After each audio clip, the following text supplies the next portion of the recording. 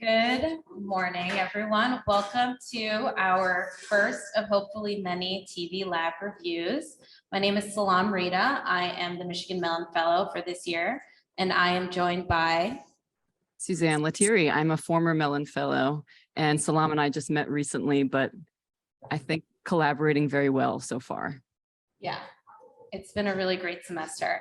And we are also joined by several other people, some that you will soon see, including our ArcPrep students from Cass Tech and our Cornell University students as well, that have been engaging in a cross-disciplinary seminar this past semester that Suzanne will go further into. In addition, we're joined by our jurors, Stratton Kaufman, Taubman College Architecture Fellow, who is originally joining us from MIT. Currently this semester, he's teaching an undergraduate design studio on theories of open work. Next semester, they'll be teaching a studio on a graduate studio and seminar on alternative histories of the user. We're also joined by John Wagner, intermittent lecturer from the GSD, co-teaching a housing studio in Detroit.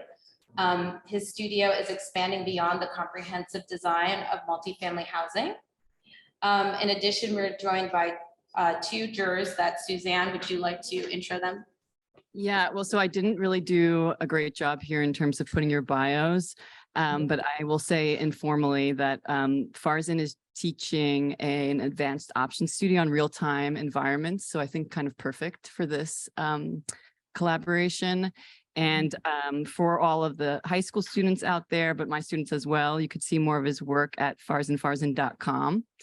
And then we also have Kat with us, who's a visiting critic this semester. And I invited Kat because I saw the work she was doing in her seminar. I think it's really related to our ideas of like grafting on to an existing condition. And she also does interesting work related to art and photography. So thanks for joining, guys. Great. I'm trying to look at Suzanne. Am I looking at you when I'm staring? Oh my God, you're fading away, Salam. Oh no. Sorry. Because my energy is depleting. My battery is low. So yeah, Salam mentioned that we had this joint field trip a few weeks ago. So that was a trip with the University of Michigan ArcPrep students, the Cornell Mellon Design Justice Workshop students, which they're part of a seminar that I'm co-teaching with Karen Pincus from Comparative Literature. It's an interesting class because it brings together PhD students, grad students, undergrad students from all different disciplines across the university.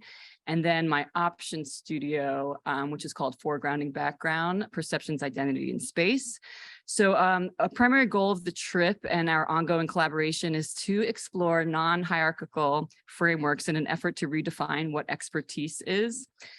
So we're trying to cultivate opportunities for considering who gets to sit at the table and making decisions about our built environment and the kinds of inclusion and exclusion our design prompts enact. Thank you. So Suzanne and I have been working in tandem in different ways. Our semesters started off with variations of a pattern assignment that you can see is currently being used as the background of our TV lab review. The ArcPrep students received basic geometric patterns, shapes that they were asked to incorporate into their final pattern. In addition, the students were also encouraged to utilize the work and patterns from the Cornell undergraduate students as inspiration and reference. Working across the digital divide, students from both schools met virtually over Zoom and began developing working relationships and cultural exchanges through cross-disciplinary assignments, Miro board vibes, and conversation. As Suzanne mentioned, in the middle of October, students from Cornell came to Detroit, and we used the Michigan Research Studio as our central host site. We visited multiple sites, including schools, alleys, galleries, Belle Isle, etc. And during this exploration process, a majority of the ArcPrep students grew fascinated by the Fisher Body Plant, a historic site located off East Grand Boulevard. We have been working on a design of a mixed-use space, we meaning the ArcPrep students, on the Fisher Body 21 site. And gallery is one of those programs within the mixed-use building. Today, you will see 5 groups 3 ArcPrep students are paired with one of the 5 Cornell students. And as we go into this, one thing that I would like my students to take away from this exercise is an understanding of the review and charrette process and how to engage critically with the work that we're being asked to do, and just any kind of new fun tensions that might arise through this cross-disciplinary multimedia approach. Cool. So I'll give a little bit of background on what the Cornell students have been doing in addition to what Salam explained. So we've been focusing on the background as our way of initiating conversations around personal style and discrete contextual conditions. So when I say discrete contextual conditions, we're trying to bring to the fore these things that we've identified in the background in Detroit and sort of the narratives that we begin to project on these environments. So we're interested in how meaning is created by an image context relationship, more over how the pairing of these images allow us to project alternative realities. So in our case today, the pairing of 2 separate design prompts. So the gallery and the installations that the Cornell students designed really have not been designed in conversation at all. That's, somewhat intentional. I think it's an interesting conversation to be had, bringing these 2 worlds together and this, what the critics will potentially kind of project on in terms of happy accidents or things that are misaligning in interesting ways. I give this example in the syllabus about the Kuleshov effect, but it's Alfred Hitchcock's face positioned next to like a mom and a baby, and then the same look positioned next to a woman in a bathing suit, and they yield drastically different kind of narratives that we project on them. So one is creepy and one is like endearing or sweet. So that's something that I'd love the critics to kind of talk about potentially today at the end, or something that we're working towards, how these fictitious narratives exist within the pairing of 2 projects or images. Yeah, so and then a little bit more like straightforward in terms of what the students were doing. On the field trip, they identified sites that they potentially want to work on. So you're going to be seeing installations that were grafted on to sites that they visited with the ArcPrep students. And then now it's going to be experienced in a very different context, which is the gallery that the high school students designed for them. So I think we could probably start, right, Salam? We're good. Yeah, I think we're good. Jurors, do you all have any questions before we get into this, or? They're all saying that. Okay, great. This is awesome. This is so awesome. And you all look so good. It's awesome. Hey, thank you. Special shout out to Ashan. Okay, so our first group will be Africa, Raphael, and Christopher. They will be presenting their gallery space, and the Cornell students will be Maiko and Al, and their collaborative art piece is situated within the ArcPrep students' art gallery space. So what will happen first is that the ArcPrep students will go into their design, and they have about 3 minutes to speak. And then the Cornell students will present. And we will be presenting all of the groups first, and then we will come back and have a larger conversation around the body of work. So because this review ends at 1 p.m., we're going to be very sticky on time. So please be brief. Thank you.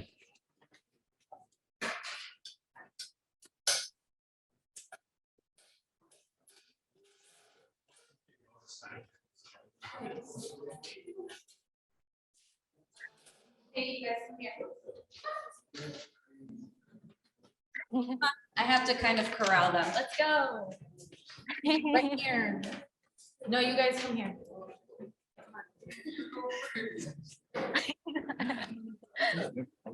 Oh my God. Hi guys. Oh. The scale is off. It's so fun.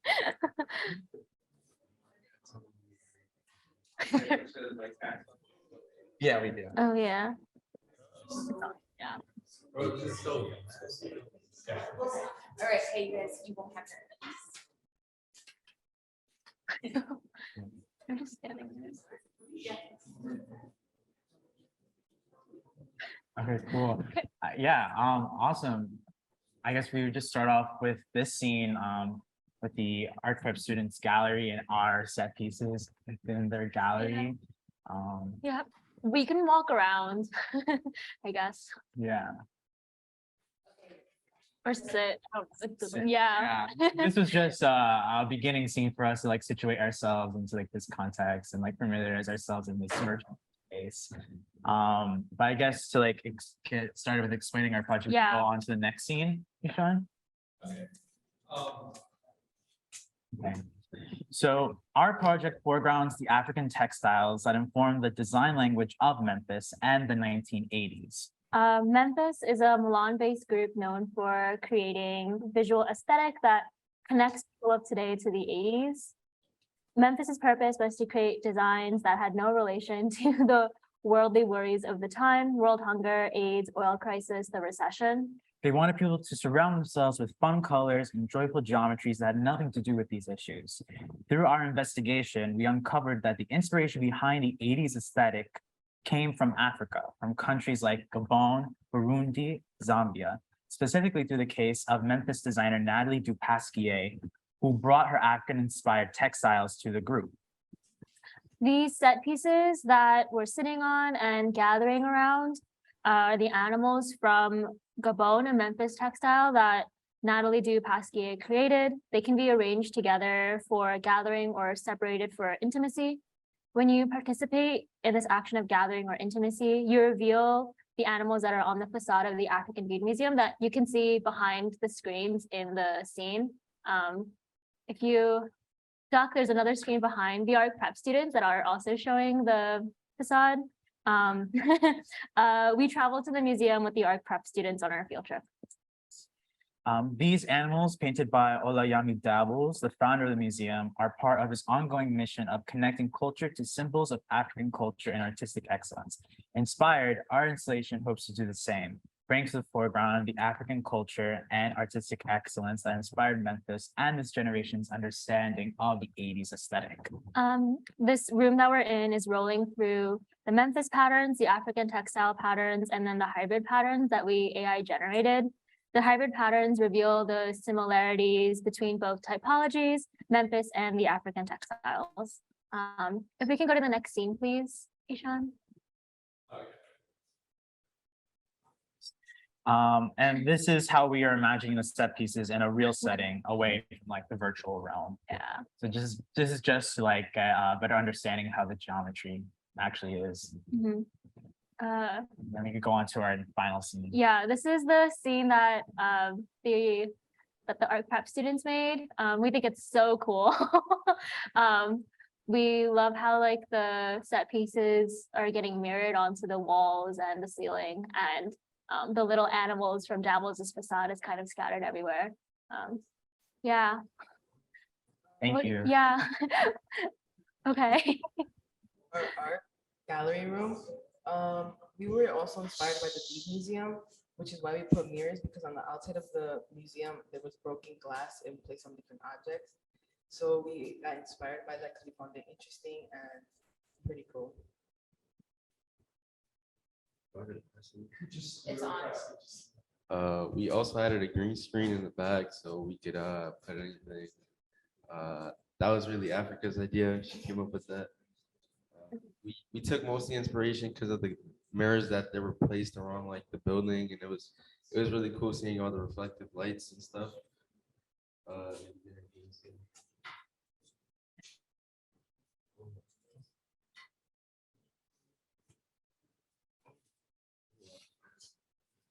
We also took inspiration with the alley that we see in downtown. We seen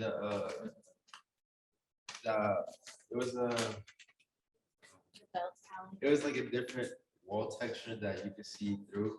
It was like glass and it was like broken bricks and they were painted white. That was really cool. We took inspiration because of that room mostly, how it was shaped, and that is. Great. We put pillars in the back to give the room more of less boxy feel and give it more volume. Okay, great. Thank you guys so much. That was group one, and thank you, Nico and Al.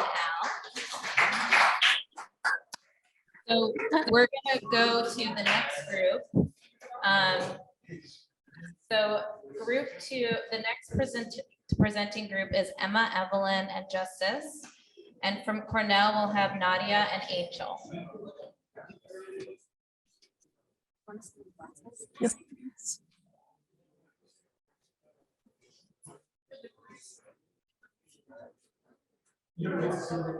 Huh?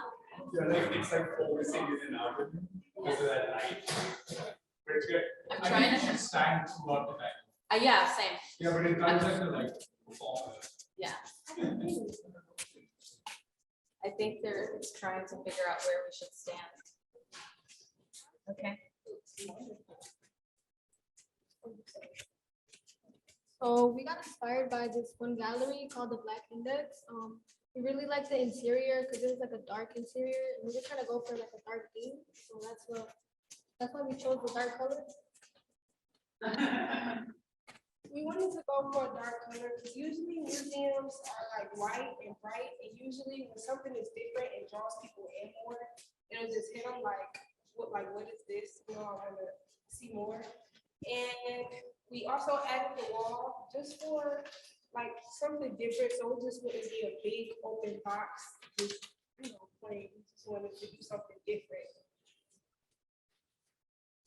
Right, and as you see on the side, we added glass cases with 3 pedestals in each and lamps over each pedestal to display art. And in the back, we added a wall in the middle to divide the space. So there could be like 2 different spaces for 2 different like areas of use.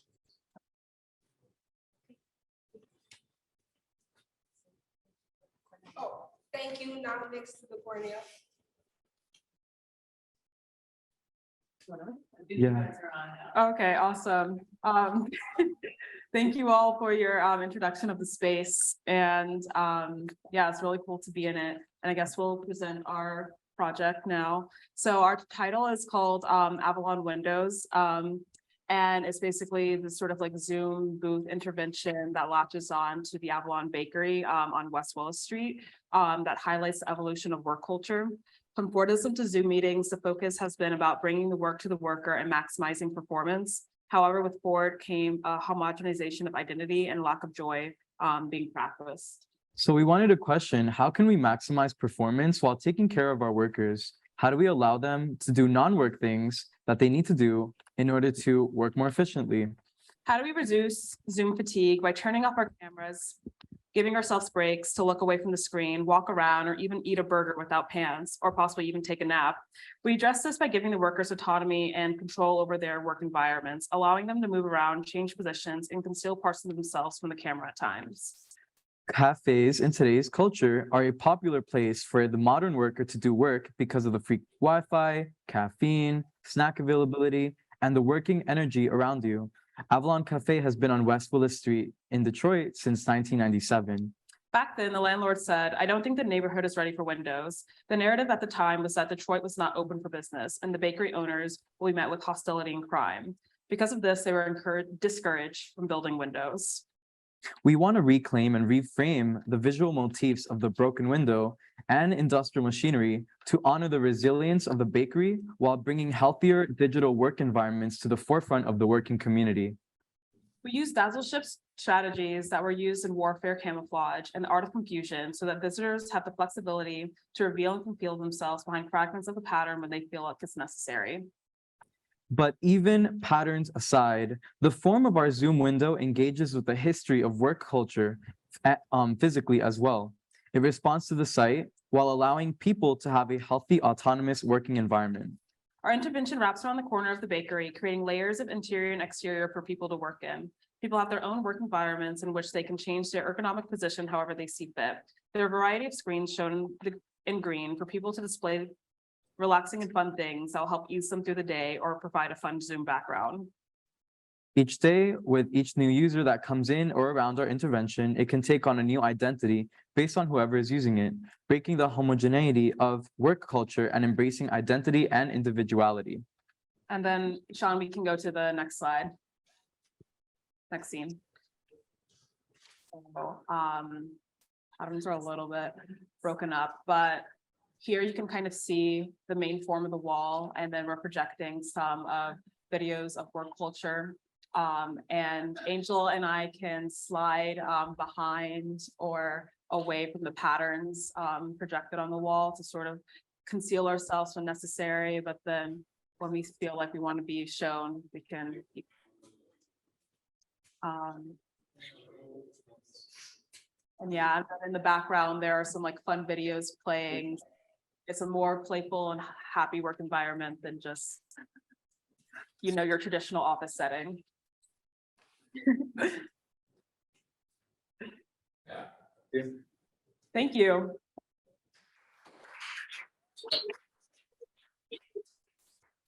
Great, thank you. Next up, we have from ArcPrep, Alejandro, Khalil, Montserrat, and from Cornell, we have Lauren and Sophie.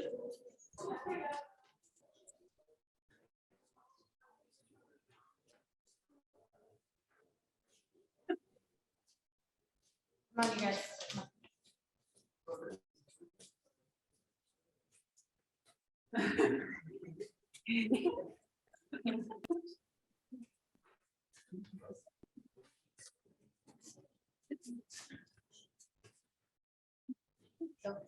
Oh, all right. So my name is Khalil, and the first thing I'm going to start off with is our inspiration.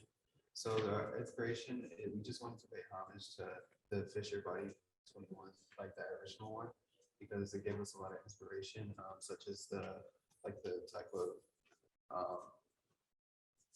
like kind of pillars, because there's lots of pillars inside the Fisher Body plant that's now in ruin. So we wanted to do that. We also have a ceiling mural that actually has the Fisher Body picture. And so we wanted to take the car manufacturing and put that into place too. So we just wanted to give insight on the renovations that we wanted to make inside.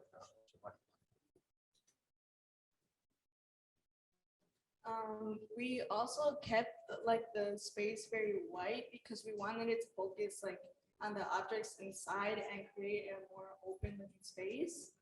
And like Khalil mentioned, we use the pillars, kind of recognizing the Mario Moore exhibition and the two belt galleries that we visited, because I think it just like, it was a good detail to the space.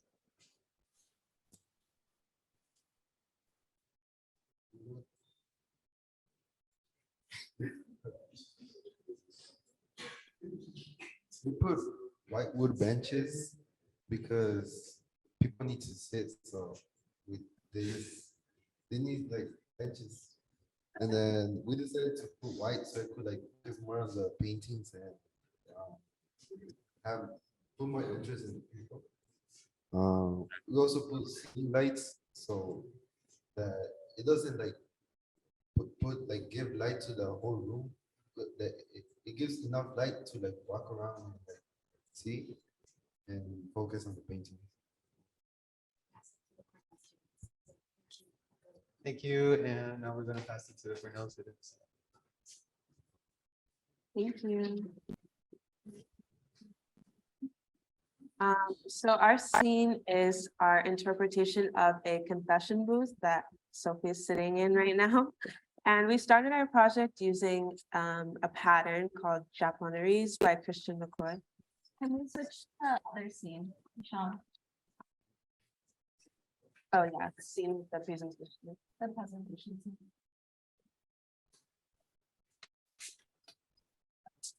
Okay, yeah, thank you. So this pattern is the one that we started with. It's called Japoneries by Christian McCoy, which is a French designer that actually appropriated the pattern from an original Japanese pattern. And then he made it into something mass producible, but took away its original history.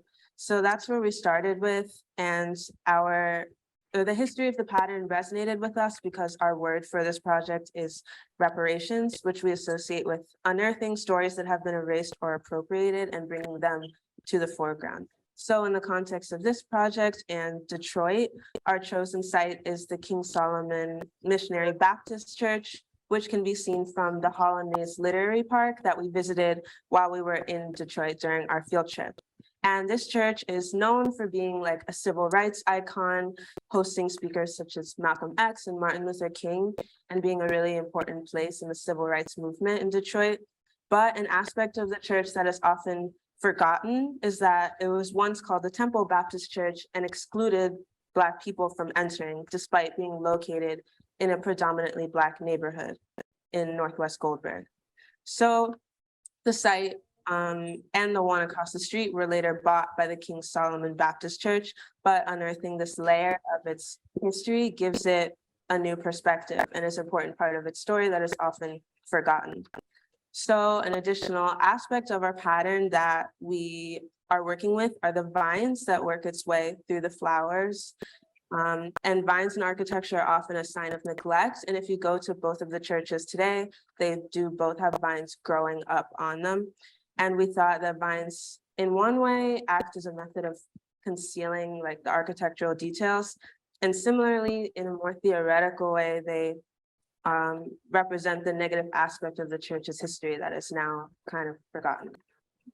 So our intervention is a confessional booth, and similarly, we want to bring light to like the current histories of Northwest Goldberg residents, while also alluding to the neighborhoods that were neglected during Detroit's industrial decline.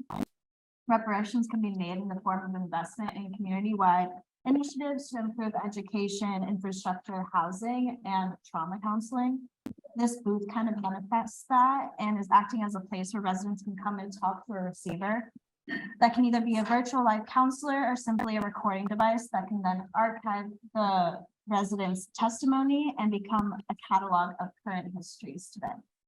These testimonies can then be used as justification for acquiring funding to improve infrastructure, upkeep, or general investment back into the community. And the receiver is activated through the screen in the booth that is behind the ArcPrep students.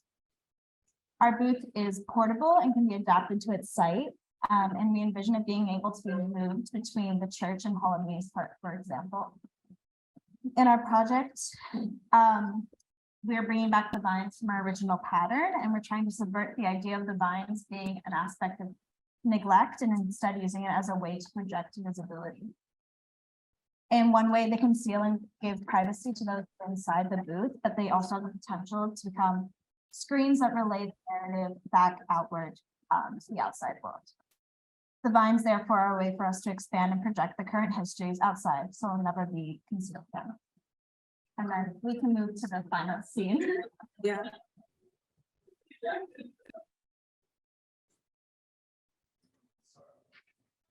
Is it the final scene? Oh, yeah. So this is our interpretation of the vines being projected in the outside world. Thank you.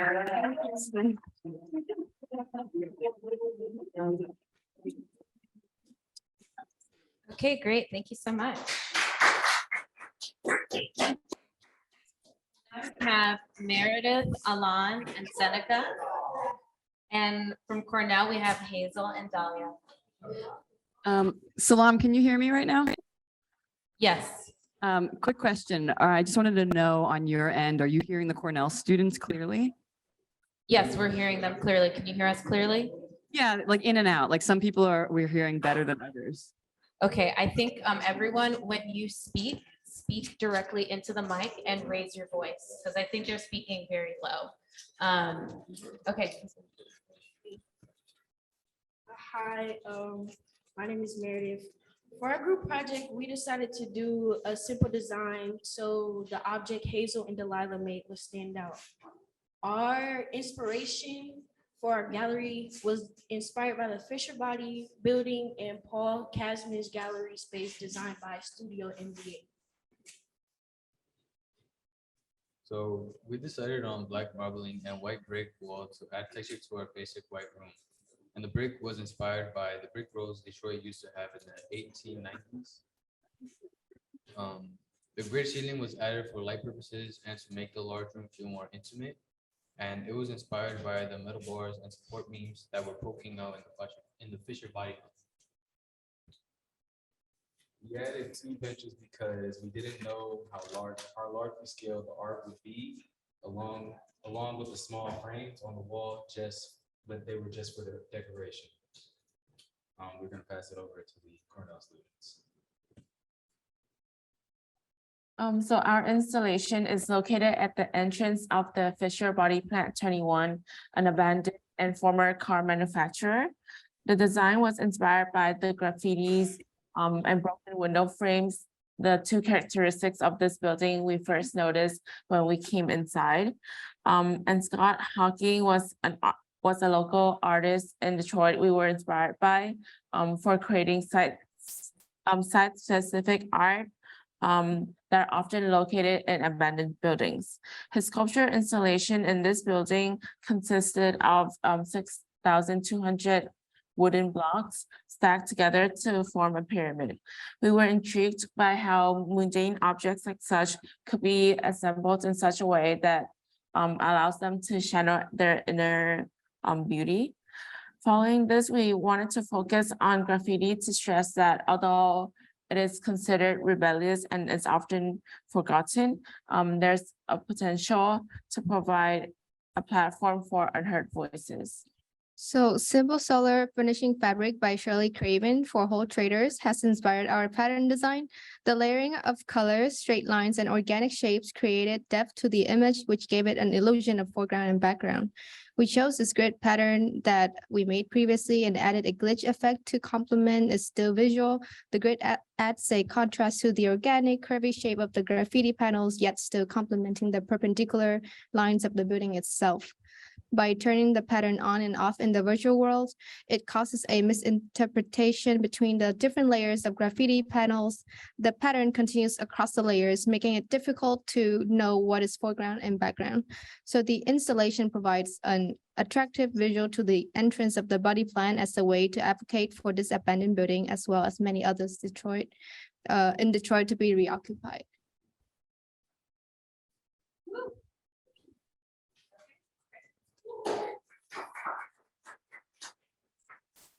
Thank you. And our final group is Morgan, Charles, and Noe. And we will be joined by Cornell's Jin, Oyen, and Jenny.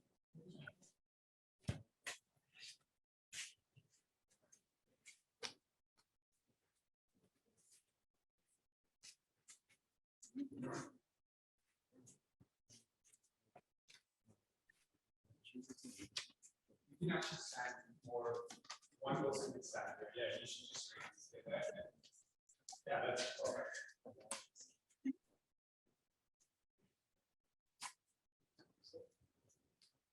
Good afternoon. My name is Noe, and I want to talk about this.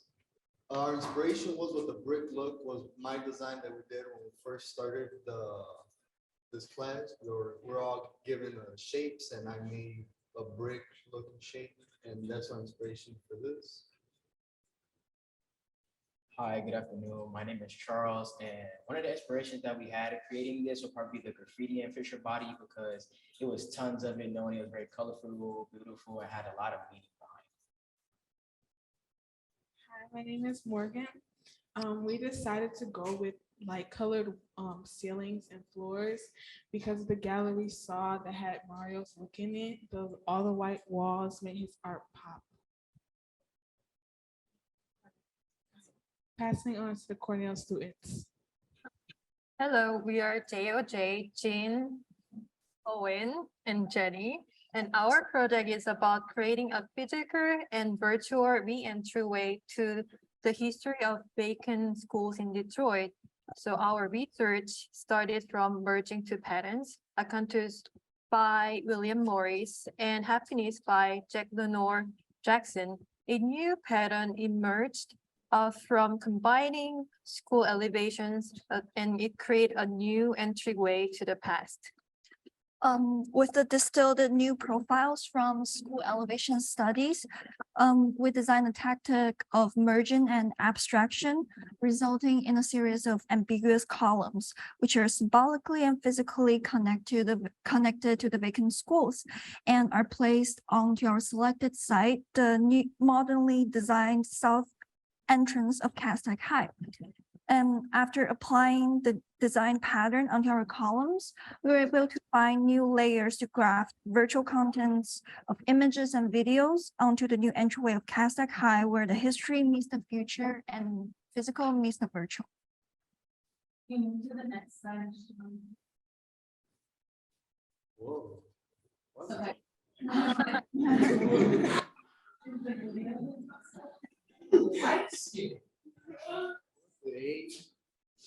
Okay.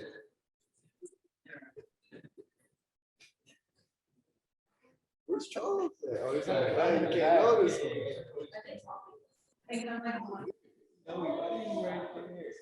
Wow, look.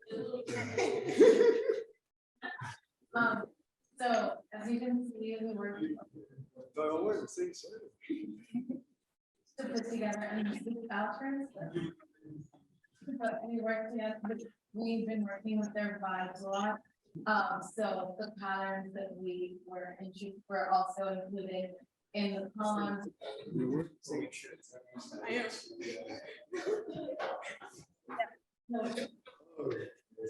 I know, I'm already saying.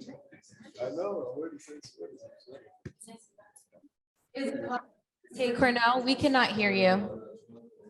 Oh. Hello. Yeah, we haven't heard anything for the last minute, so if you could just repeat things. Hey, Sean, is it possible for you to switch on the style transfer video in this scene? In the magenta chroma key.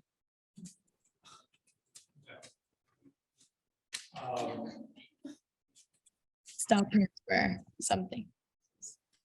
I think it's called style transfer. Things. I don't know what exactly you want me to do with the style. Is there supposed to be some kind of like, is your set supposed to chroma key in the style transfer video? I thought it was chroma keyed the magenta on the style transfer. Okay, let me try it. Okay. Okay, so what we tried to do in that video was a style transfer of Noe, Morgan, and Charles's vibes. And we kind of merged their vibes of so backstory, they had a vibes board and their vision boards of like their styles. And so we kind of merged that with our pattern, which was projected onto the columns to be mixed into our pattern to be more synchronized. And can you move to the next scene? Sorry. And so in the last scene, just to talk a little bit more about the history of the high schools. During our time in Detroit, we had visited a few of the high schools and heard from a number of individuals who were affiliated with After School Detroit program or urban planning committees that had carried out research for solutions to redesign or rethink the purpose of these large schools. Unfortunately, the reality is the lack of funding to redesign or repurpose these schools. So in studying the history of these schools, we wanted to pay homage to the history and the stories behind many individuals that had either attended these schools or had some sort of affiliations.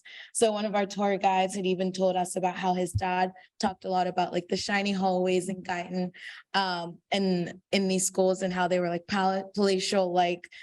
So by studying this one architectural element being the entryway, we're trying to redesign this intergenerational entryway to Detroit high schools that were so important to Detroit's golden age at some point and are still very important. That's the transfer that's showing in the back kind of. And like it kind of leads first into like the Bahamas, which Morgan had talked about. And then it like leads into like just like anime video and then the truck. But that's it. Thank you. Thank you. Great, thank you, everyone. Okay, so I'm gonna ask my Cornell students to come up. We're gonna all sit at the green screen. So we're gonna go back to our original scene. And Suzanne?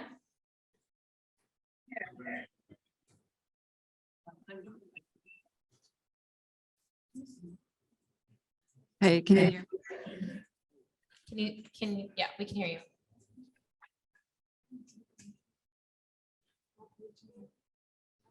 Suzanne? Yeah, so I'm here. Okay, perfect. All right, ArcPrep, come on, let's go. Okay. That's photo.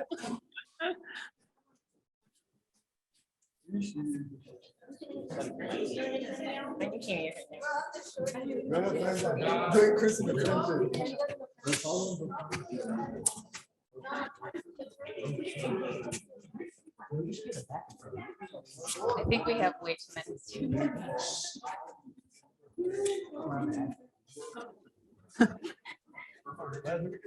All right, Suzanne, I'm gonna pass it on to you. Okay, so wow, we're all here. That's awesome. Yeah, I think we're gonna open it up to comments from the critics. Yeah, I mean, that's a lot what just happened. So we're just open to hearing you know, what you're thinking about, like, I guess even just like this mode of presenting. And then if you want to give some kind of critiques and thoughts on what the students are presenting. Do you want me to say who should start talking first? Kat, you are alone on the screen at the moment. Oh, exciting. I mean, this was a very exciting review for me. I have done Zoom reviews for 2-3 years now, and they're usually terrible and boring. And this is the most exciting. And I can't believe you've technologically managed to accommodate all of us in our different spaces. And so I just want to say congratulations to everybody for pulling this off, because it's very difficult. In terms of the work, it's really exciting as well to see this collaboration between the prep students in Detroit and here at Cornell, right? And I think, you know, the way you've played with precedents and how you guys are beginning to craft your project is really interesting, right? Is many of your projects, I was thinking a film, right? And how you can begin to look at, oh, we're in like little circles now in the in the context. You can look at films by Alfred Hitchcock, right? Where you can begin to think of the movie North by Northwest. And part of the movie is painted, part of the movie is model, right? And you're inserting yourself into this sort of ambiguous layer of the set. And in many ways, this is exactly what you guys are doing. And I think it's incredibly interesting how you're positioning yourselves into these sets and playing with the physical world and the virtual world. It also is making me think of this virtual golf, right? Where that's a game where you can have like a golf club and be hitting the ball, right? And you're hitting the ball into a virtual space, and it's creating this incredibly interesting relationship between our physical world and our virtual world. So I, again, just want to congratulate everybody for tackling on this very interesting and provocative studio topic. Thanks, Kat.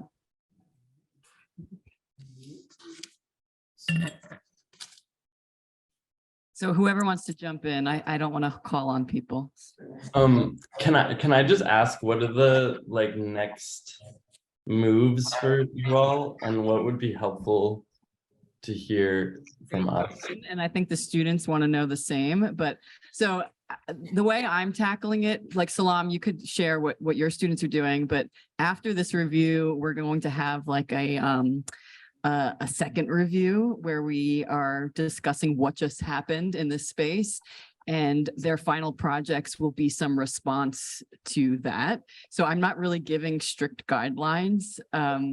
It's just kind of like a continuation of what we're doing. And I kind of want the students themselves to kind of decide what they think the deliverables should be, which I know is not typical. and I'm getting eyes from them, but I don't know if it's a good or bad thing. But yeah, I wanted to be sort of in response to what we've just done today. Salam, what about you guys?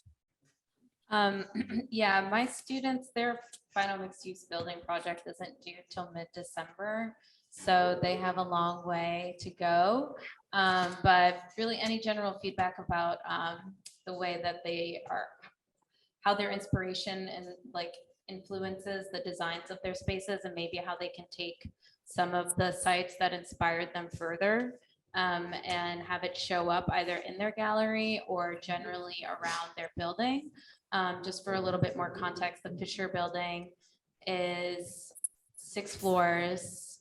The site is like 100 feet by 300 feet. So it's like a very large building. These students are taking on a very, very like insane task. So we'll see what happens at the end of the semester, but really any guidance would be appreciated. And really it's just about this process. So it's more about process and exposure for the high school students than direct necessarily design feedback. So if that helps.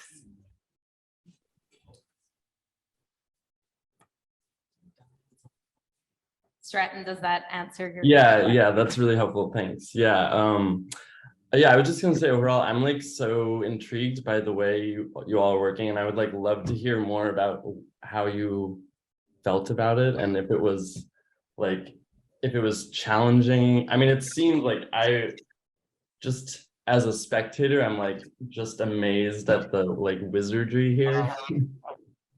I think it's really cool. And I'm curious like to hear more about what the process is like and involved in this kind of like insane like mishmashing of like collaboration from across different places. You guys are like distributed, but you're like coming together in this third space. And like I think those juxtapositions are so interesting, the way that this kind of medium allows for this this kind of greater enmeshment, even though you guys are working from different places.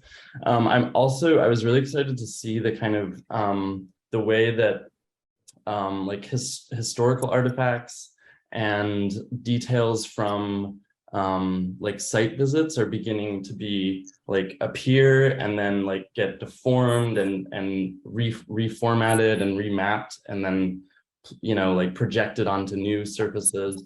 I think that's such an exciting way of using this kind of virtual medium that's often treated as a kind of I don't know, like idealized or abstracted realm that's sort of like disconnected. But I love the way that you all are like sort of integrating like materials and imagery from actual places that have histories and are associated with specific communities and constituencies into this kind of playful space, and like balancing a kind of sensitivity to that context with this kind of exploratory wildness. So I'm really excited about how that's all working here. So congrats.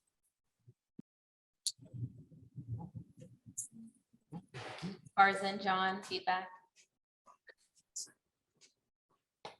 Well, I just want to say like congratulations to you all. Like this is an absolutely marvelous presentation, and I know that it took incredible efforts to produce, and from an aesthetic to a technical achievement, like it's incredible.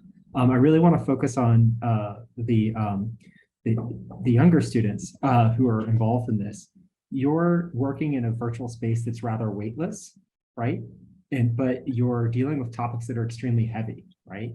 You're talking about social and political histories. You're talking about communities that have different challenges and different opportunities. And you're also talking about like real physical matter, like very heavy buildings. And so I really wonder, like, what was your process, as Stratton is asking, from going from your site visits in Detroit to then like interpret or convey that and select really like what issues, which materiality, which pieces do you want to put together into these amazing virtual, like just absolute kaleidoscopes that you've created? Yeah, maybe we could also open it up for some students to seems kind of like open-ended kind of questions right now that the last two critics have posed. Hey, Angel, you wanna talk? You're right in front of me. Alon's gonna. They're rather excited about the question, John. Thank you. If you can just repeat your question succinctly for Alon. Also, it's his birthday. He turned 16 today. What was the question? So how did you choose what you liked about the site and about the context to then bring it into this virtual space? I just like the way that it all looked, like the abandoned look and like all the tags, because I like to do like graffiti and stuff like that. So that like it interested me a lot, and I wanted to see all. It just looked cool with all the abandoned stuff. I like exploring abandoned buildings and doing stuff like that. So like that caught my eye a lot. And all the like the infrastructure poking out, it also interested me a lot because like you can see all the metal and all the bars that go into all the buildings and stuff like that. So I think capturing like the detritus and trying to bring that into their work has been something that they've been interested in. So I'm curious to see that manifest itself in the rest of their building design. I also think that with like the project, it was more of like we seen the Fisher body and we were like, what ways could we like input it into our project? Like what ways would make the building look nice, but also have like that Fisher body like feel to it, like yeah. What did you say? Like the characteristics of the Fisher bodies. Yeah.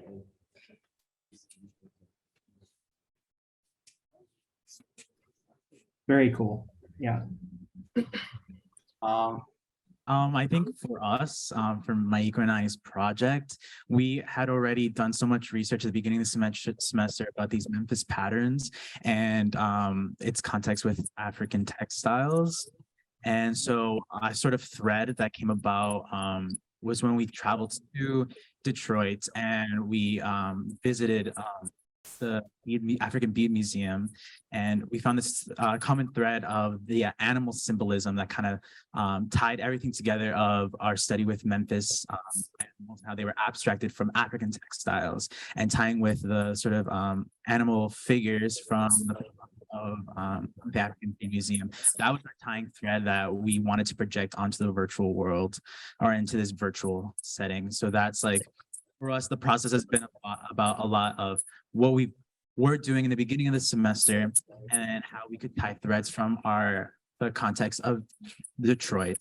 And that's the thread that is then projected onto this virtual setting. So that was very much our process and throughout this whole semester and this outcome of today.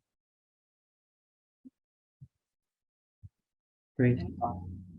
Just to throw something else into the mix, it's pretty nice looking at yourself, right? Like, and I'm kind of, I don't know, I saw everyone was sort of adjusting themselves based on their image and how they were seeing them. And people like taking photos, and we're all trying, and it's kind of interesting because Ishan is kind of adjusting us and slowly like fine tuning us. And I thought I had like a line here that got rid of at some point. So there's something about seeing yourself reflected, but seeing it with others that's super exciting right now, right? And that the medium of like the Zoom space with all of everyone's collaborative contributions makes us excited to see ourselves together. But we're also like, there is something kind of a little bit there is something narcissistic as well. Like I'm pretty into myself more than everybody else. And I'm okay. I'm okay if you're all into yourselves a little bit more than everyone else. And so I feel like there's something there. And I was like wondering about that with the project, because it seems like the studio that's about thinking about backgrounds and images and foregrounds. So, you know, like I wonder for the next steps, how do you sort of, you know, if right now Zoom is the space where we all get to see ourselves, how does like your architecture become a space where everybody gets to see themselves? And so is that like a, you know, and I really liked your answer, birthday boy, to the previous question, that you picked the things because you liked what it looked like, right? And so I feel like that's a pretty good answer, because you'll go there and you'll like it. And I think that's something that, you know, I hope everyone kind of does more of that, right? As you go forward, that you're owning up to the things you're into and you're excited to share those things with the world. But I wonder how the challenge is, like, how do we all see ourselves in the things that we like? So I feel like such an important lesson for me today is it has to be a collaborative process to make those, you know, in the same way this space is a collaboratively produced image of all of us and we get to see ourselves, but we get to see each other. I wonder how what would be the process for the Fisher building where you all get to design it together in some way, but you all get to see yourselves in it. I don't know. So I guess it's something about that. Like that feels like the challenge. The challenge is how do we all get to see ourselves, but how do we all get to see ourselves? Yeah.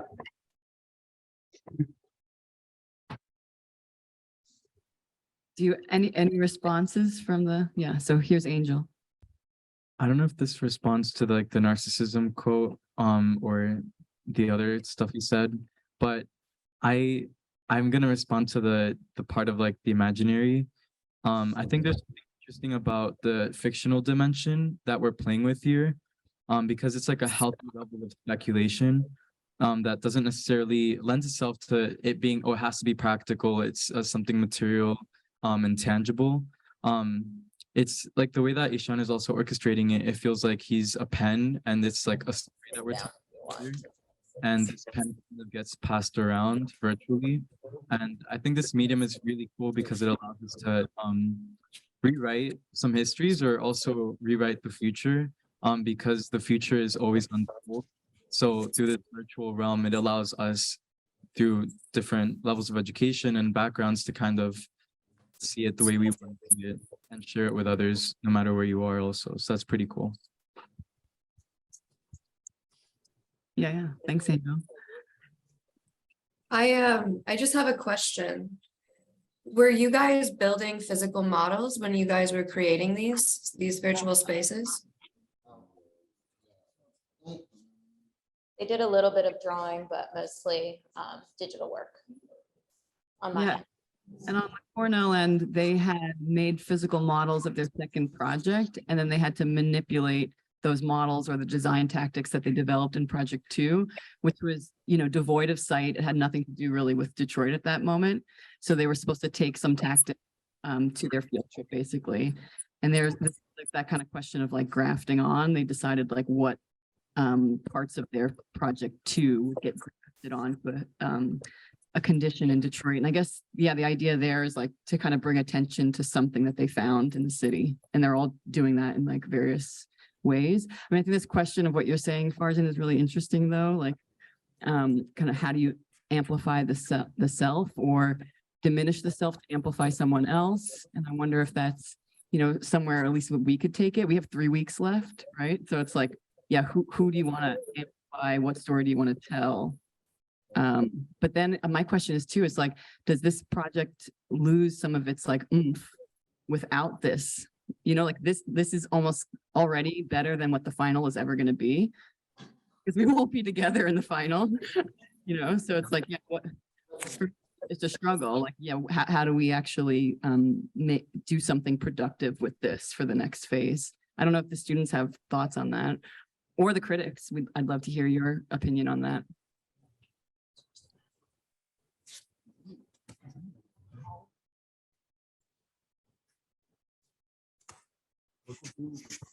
Thanks with our design mantra.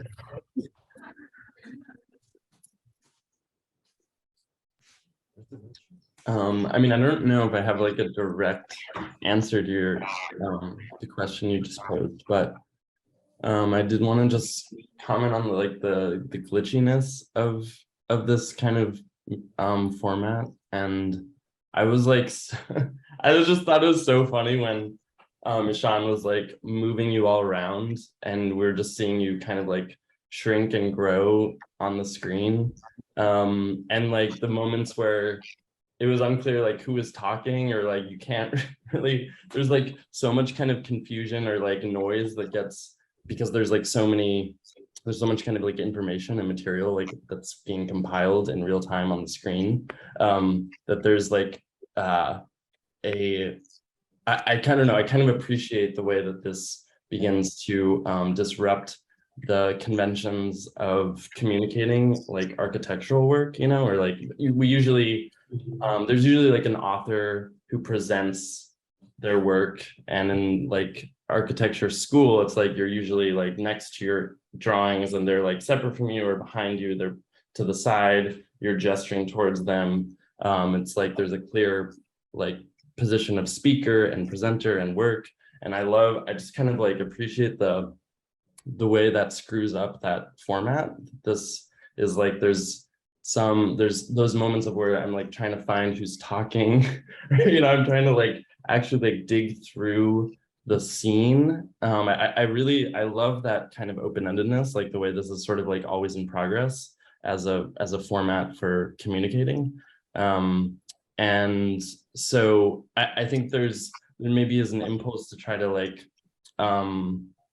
corral this format and make it more like presentable. But I honestly kind of love like those moments where people were being moved around, or like someone was speaking, but like a few people were speaking. Like you can begin to imagine this more as a kind of place of messy kind of communion than presentation. And I just like, I'm all for a kind of a non-standard format for communicating work. So I think like that's another thing I just wanted to put out there. Yeah, I want to like diagram out this process, because there's so much like pre-design work that's happening. Like there's the Cornell students working on their digital models, there's the ArcPrep students working on their digital models, and then there is then there's Ashan, who is the collector of both the Cornell and the ArcPrep models. And then the Cornell students receive the ArcPrep galleries. And, you know, if you think about it from like a traditional like curation standpoint, like the process of curating art in a physical gallery versus the digital gallery, we kind of flipped it around. We allowed the Cornell students to place their objects within the ArcPrep students galleries. And then Ashan took over. And really at the end of the day, Ashan is the most powerful person in this dynamic, because they are the one who is taking all of the work and chroma keying things in and putting it up on the green screen and assisting the Cornell students with how things are chroma keying themselves in. And then if you were to be in this space right here, it's designed in a very like non-hierarchical way, where I am at the mercy of Ashan, because at the end of the day, he controls where I'm situated and how I sound and where I'm connected. And I just end up becoming this kind of secondary figure in this process. And then the work is a whole other layer. So definitely lots of mess. But I think that if I were to do this again for like a final, Suzanne, I think kind of like learning from this moment is critical, because I feel like this medium really allows your studio's topic, which is foregrounding background, right? Foregrounding background, and just who is that subject, and how many subjects and identities and experts can you incorporate into that? I feel like this platform really allows you to be super expansive with your studio prompt. I feel like if these were drawings that were printed or physical models presented in real time, it would never do this project justice. And I feel like because we're in on a multimedia platform, and we're working digitally, and we're being asked to kind of like situate ourselves within the space and this green screen background, I'm constantly toggling my mind between, like, I don't know if you guys noticed, but when Suzanne was presenting at the beginning, I was actually looking at her, but I was looking away from the screen. So I couldn't see myself, and I couldn't see where I was situated in, but I was trying to act like I was like in the same space with her. And so there are moments like that are happening right now where I'm like trying to look at the art around me, but I'm actually just looking at the TV. And so it just requires your brain to work in a completely different way. and you're constantly toggling between reality and digital. I mean, the augmented reality of it all is just fascinating. Okay. Yeah, I just have an observation, like Stratton using the word messy communication is really on point. Like what's so extraordinary about this simultaneity that you're describing, Salam, is that it's like you need some way to interpret. You need something to like latch onto that's rational to like then construct an interpretation around what you're seeing on the image, but it's constantly in flux, right? So the closest thing I'm thinking of is this is actually a question for the instructors. Did you all share like Ziga Vertov and Man with the Camera with your students? Or things like that? Is anyone familiar with like early cinema, experimentation cinema, like 100 years ago? They're all black and white old films. You did have Hitchcock, right? Which is also extraordinarily experimental, but what these films were trying to capture back then was the simultaneity of industrialized cities, which at the time was extremely new. It was like super new to have all this almost chaotic conflation of people and machines and noise and materials flowing through a city. And in a certain way, y'all are like creating this virtual space where you have all of these different ideas and imagery and concepts flowing through this virtual space. And you're sort of working kind of parallel to each other in making these kind of graphic overlays. And so what I think is really important for the students to consider is in that foregrounding background, what are you revealing in a scene like this? And what are you actually concealing in a scene like this? And one of the groups actually referenced vorticist painting of ships with like a razzle dazzle. And so the word camouflage seems really interesting to think about when you're talking about like observation and seeing and be seen. Like Farzan, you're mentioning like the narcissistic angle of like identity and being seen, but I'm also curious, like, what's the inverse of that? Like, what are you actually concealing in a space like this? And in that like kind of kaleidoscope, what is not seen? What is not meant to be foregrounded? Hello. I think from this experience, I really felt like the virtual space, the influence from virtual space to our physical space. Like Salam was, you're looking at one way, but you're not really seeing where you're supposed to see. I think for the next step, I would like to, I will explore more how the physical space could influence back to the virtual space.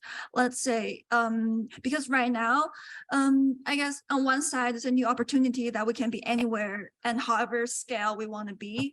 But then we also just lose the scale and like sense of physical presence in some way.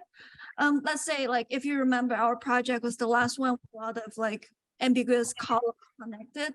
If we do have one physical column here, it would really influence where we are placed onto the virtual screen and how we walk around and like what the scale we want to be, instead of like Ishan can just turn us on and off however he wants.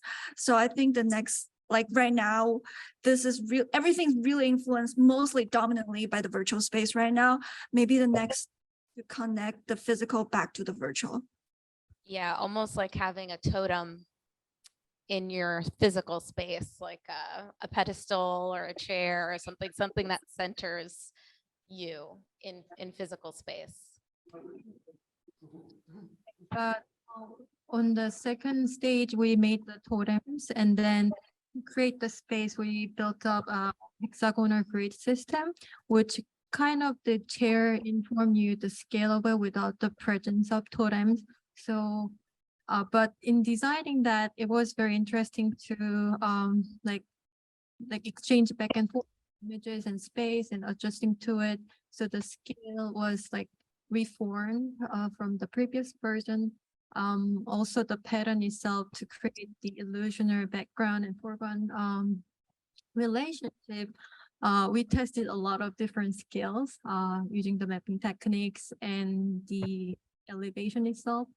So I think I'm learning a lot from like scalable system applied to our model to create a both working in virtual and physical space. That was the Yeah, can I piggyback off this discussion? Because I think it's super interesting. And I'm curious, what I guess to hear from the Michigan students as well, because this is also new to you, right? So you're just like, architecture's cool. We get to do all this stuff. And we're like, no, like only architecture in these particular courses right now are really cool and doing things like this. So, this idea of what are conventions or norms that are being, normal formats that this is not. I'm curious, what you think of this format because it's all new to you potentially. But just to that, I was going to say something like, this type of green screen technology is something that Hollywood actors or weather presenters or news anchor people would normally have access to, right? At least and it was a kind of I guess a sort of innovation of television and film in some way. And so it's kind of cool that now we get access to that as non-expert content creators, right? It's like a democratization of how you can make media in some way. And so I was kind of wondering about that and thinking about, if we think of architecture as a kind of media as well, that maybe would have some sort of, I don't know, expertise that's harder to access, and whether you could think about how things that are outside of our current use as designers, because they're made for technical people, we can bring it into our I don't know, into the ways we can design and think through things. I don't know. So I was just thinking about that it's super interesting to think about things that aren't necessarily technically our expertise, but to use them as designers in technical ways. Yeah, Farzan, I'll add the democratization of these tools is just radically incredible, right? Where a camera 100 years ago would be extremely unattainable. Now that you have access to all these tools, one thing you might look at for bridging that physical digital, I'll briefly mention, is projection mapping. Which if you were to create a matrix out of the space that you're in, you can do extraordinarily dynamic relationships between your virtual model and the space that you're projecting on the physical objects in a room. So that could be something to explore for your next step. I just put an example of one that's in the Theodosius cisterns in Istanbul, which uses a 2,000-year-old ruin to then completely re-engage a narrative on top of that ruin.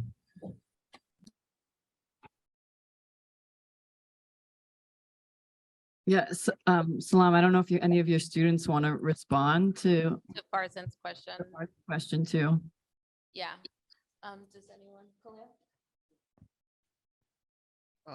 So yeah, I really agree that I said I really agree that that basically we're in this space where we can we just have I don't really know how to explain it, but back then we wouldn't even have all this stuff, and now we're able to do this. It's really easy to get points across and basically just cooperate with other people online from all over the world. So this is really great, and I hope that people are able to basically just build off of what this is right now, and just keep expanding on what this is. And yeah. Khalil, you play a lot of video games, so you spend a lot of time interacting with your peers over a digital space with headsets on. I'm curious how you would think about maybe playing video games in this kind of format, maybe how it would change your experience, and how do you think you can take that jump into architecture as well? Yeah, so I do play a lot of video games over the headset, and I have a VR at home, so virtual reality set, Oculus Quest 2. So I do interact with my peers over a virtual space, inside what we are right now, except we will have a headset on and you wouldn't be able to see real life, but you'll be able to see inside the virtual space and move around in it. But that could really be good in architecture too, because you could come together and code can basically help you be able to cut things in virtual reality and put things together and just build stuff together in virtual reality. So it could really be good for firms too that are trying to expand their horizons internationally. So I think that would be really good for architecture in general and for the world. Can I put a little pressure on something? Can I pick up on that? I think that's so interesting because I was just thinking about it. Like right now, this is super exciting for me. I didn't have to go into school today at the same, and so I didn't have to change into my work clothes. So I'm like, working from home right now. But I get to like participate in all the energy you're all bringing because you're there together. And so that's like super cool for me that I'm, sitting on my chair, but I'm like somehow my brain is telling me we're all together. So like my physical self and my kind of emotions aren't like one-to-one right now, but I am still at home and I am like, I can touch my screen, right? Like I can hear you through my speakers, it's coming through my ear. So I want to put pressure on this idea that like a divide between like physical space and virtual space, and they're different things. And I want to use like an analogy, like I could be at home and I could be on my phone talking to you. Am I in a virtual space right now with you? Or are we like communicating using something, right? And so I feel like that's like this like idea that there's a divide between like it's all physical, but we just have other ways to like communicate or to see each other in there, in the same way we can see each other through a window. So I kind of want to like encourage you all as you're going to this next phase of designing this 3,100 million square foot thing that you're doing, to not think that, there's such a, to not think that there's these different technologies that you can use, and that's called architecture, and there's these different technologies you can't, that there's any sort of binary physical and communication or whatever, because it's all physical in the same way that I can look at wood and see something, and I can look at a reflection of myself and get excited. I could look at a screen where you're all communicating to me and I could get excited, and that could be part of your architecture too. It's all physical in some way, I guess is what I'm saying, Yeah, but so is it fun to do physical digital stuff sitting together in a space like your all? Yes. Is it fun to be sitting at home by myself, more comfortable than you maybe? Pretty cool too, So I don't know, I'm curious about these like public physical digital experiences we can have, because so much of the experiences we have digitally are like private in our bedrooms. And so it's super exciting to think about public collective experiences. Yeah, I mean, to that point, one thing that I'm excited about is that after we turn this off, I'm not going to have that weird anxious feeling when you're by yourself after a Zoom collective meeting. You're like, oh, that was really cool, but I have no one to talk to about this. I'm now in this space with all of my students, and we're going to kind of go back and like hash it out in person. So yeah, I think there's value in this kind of hybrid experience. Like I feel bad for you, Farzan, like you're going to turn this off and then be all alone. I mean, one thing, Salam, that maybe is interesting for your students too, is like, we're in this like gift wrapped room right now, but this room is supposed to be placed in the Fisher Body plant, which has such like an important history in Detroit. And I think, it's slated to either be demolished or to be kind of like become this other thing that will also probably like demolish its history. But I think it's, just cool for your students to think about how this like gift wrapped space relates to like the virtual Fisher Body in some ways. So like I know a lot of students probably had this feeling like I want to tear this thing down. It's like rotting, it's old, like it's dangerous.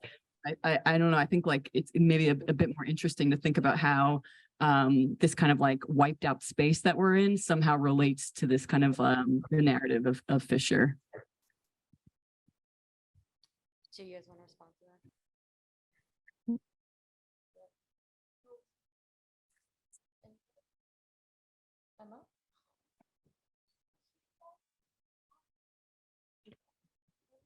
Okay, what was the question? Could you repeat the question again? I guess in short, like you still want to knock down Fisher Body, or could you imagine Fisher Body coexisting with this amazing space that we're in right now?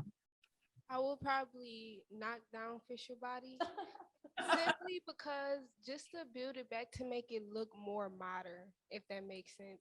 And if not knock it down all the way, then I wouldn't necessarily want to build onto it, but keep some of the parts or bring back some of the parts that was once in there, but I wouldn't want to keep the building as a whole. Yeah, I mean, these are Detroit students' experiences, so the responses, yeah. My group, like, we're deciding to keep the building kind of, but we're just adding more onto it. So it's gonna be like parts of our building where it's like you can see the old like graffiti and things like that.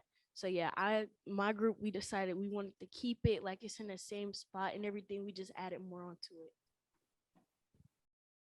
Yeah, so some of them are demolishing their site completely and some of them are keeping remnants of the building as part of the final design.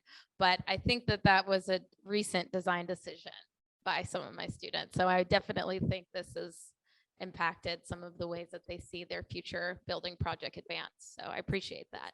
I think that hearing some of the presentations from the Cornell students and trying to understand, you know, what subjects that they were presenting on, what influences, what really touched them during their experience in Detroit. Sometimes when you grow up in a city, you miss some of the really wonderful cultural aspects of your city, or it's just something that you've lived around your entire life, right? So you don't really notice it until someone else comes in and reflects it back onto you. So I think that the students have really enjoyed that. I'm curious what anyone's thoughts are about some of the sites that we visited and some of the cultural aspects that maybe you didn't know about. I think the Bead Museum was one of the main ones. The Bead Museum is not that far from Cass, and none of my students had ever been in it before. So that was a really wonderful experience, and you saw some of that work coming through. I think for the sake of time, Suzanne, maybe we do final thoughts from our jurors and wrap it up. Yeah, and can I have also a final comment from a student here who had something that she wanted to say? Is it okay? I don't want to.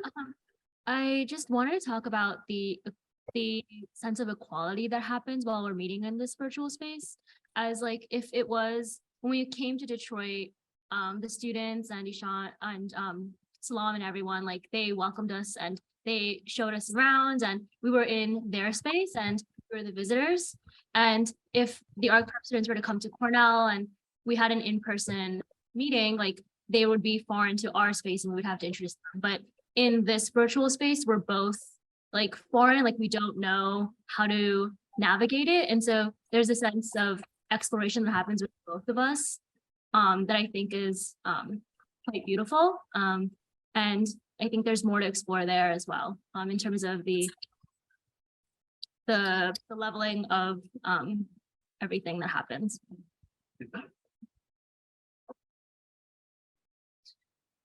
Awesome. So I think that's a really nice comment, Micah. But I don't know if the critics, you want to final words, or we could just say our goodbyes and thank yous.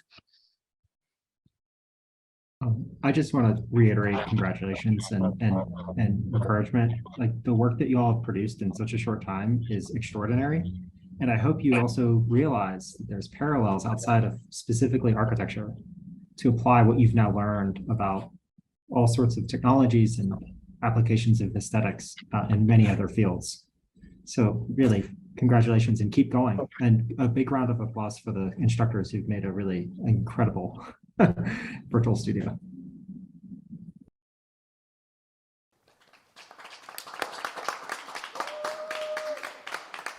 Yeah, I'll second that. I mean, you guys really jumped into a kind of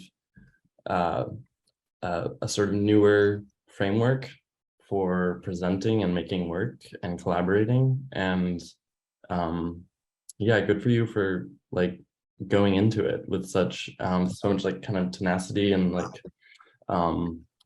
a kind of curiosity. I'm really excited to see what you will do next. So congrats.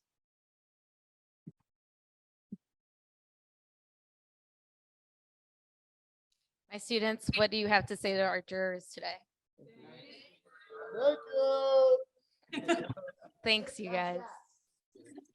Gracias.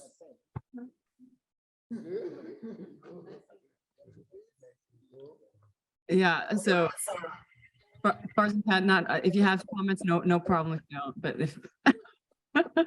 I'm just Sure, trying to put my nose on your head. So I've been trying to like map my nose to your head movement, but it's not quite working. As far as in your comment on the narcissism is fascinating to me because, you know, you always find yourself just like staring at yourself in these Zoom meetings, and now my face is twice. But again, you know, congratulations to everyone. Even doing hybrid Zoom reviews is incredibly difficult to tackle, and it's the first time I've been in a presentation where no one had to share the screen, where the screen was the presentation, right? And that's a really interesting space to be in, right? Where you are the presentation in a sense, and we are the scale figures, even though I'm a giant scale compared to the Michigan students, so on and so forth. So again, congratulations on all of the hard work you guys have pulled off in this space. Okay, sweet. Final comments, Farzan. Or maybe he made his final. Yeah, sorry, I thought it was awesome. Just, yeah. You great. know, don't let anyone make your buildings boring.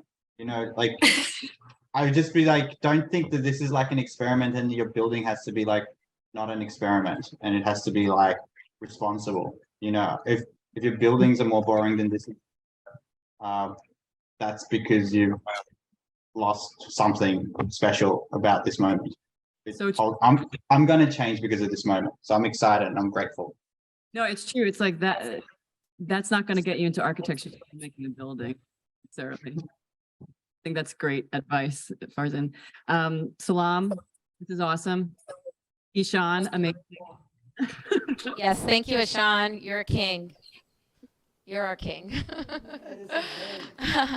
Okay, I have to jump on another review. But thank you all so much for joining us at the TP Lab, and we're excited to see you again soon. Thank you. You guys. Bye.